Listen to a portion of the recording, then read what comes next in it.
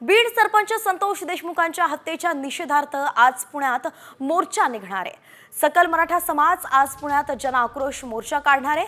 लाल महाल पासून सुरू होणारा हा मोर्चा जिल्हाधिकारी कार्यालयावरती धडकेल आणि या मोर्चामध्ये मराठा आंदोलक मनोज जरांगे पाटील, संभाजीराजे छत्रपती, भाजप आमदार सुरेश धस, खासदार बजरंग सोनवणे, माजी मुख्यमंत्री पृथ्वीराज चव्हाण तसंच आमदार रोहित पवार सुद्धा उपस्थित असणार आहेत। तर या संदर्भातच अधिकची माहिती आमचे प्रतिनिधी सागर आव्हाड देत आहेत। सागर, नेमकं कशी तयारी सुरू आहे त्या ठिकाणी आणि अनेक महत्त्वाचे नेते जे आहेत ते सहभागी होणार आहे, कशी तयारी आहे? नक्की आपण जर बघितलं तर मी आता लाल महाल चौकामध्ये आहे आणि या ठिकाणी मराठा बांधव एकवटलेले आपल्याला पाहायला मिळतात। या ठिकाणी आता अनेक लोक जे आहेत ते यायला सुरुवात झाली आहे। हातामध्ये प्रत्येकाच्या पोस्टर आहे, वाल्मिक कराडला फाशी झाली पाहिजे, त्याचबरोबर घोषणा ज्या आहेत ते या ठिकाणी दिल्या जातात।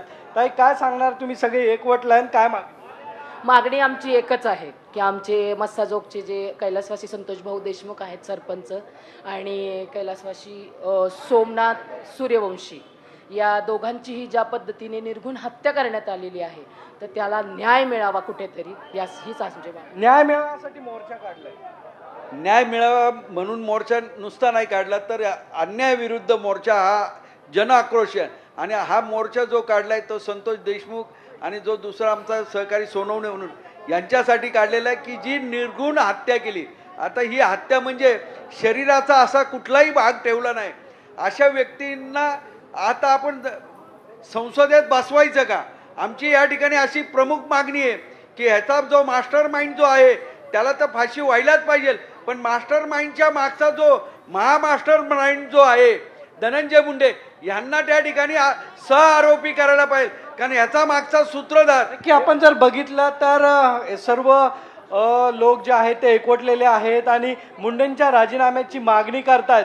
त्यामुळे आता सरकार काय भूमिका घेते पाहणं महत्त्वाचं ठरणार आहे। नक्कीच सागर, आपण आताच पाहिलं की मोर्चेकऱ्यांचा संताप पाहिला, त्यांचा आक्रोश आपण पाहिलेला आहे, सगळे एकवटले आहेत आणि आज पुण्यात हा भव्य मोर्चा निघणार आहे। एका प्रकारे या हत्याकांडाचा निषेधच व्यक्त केला जातोय। धन्यवाद या सविस्तर अपडेटसाठी।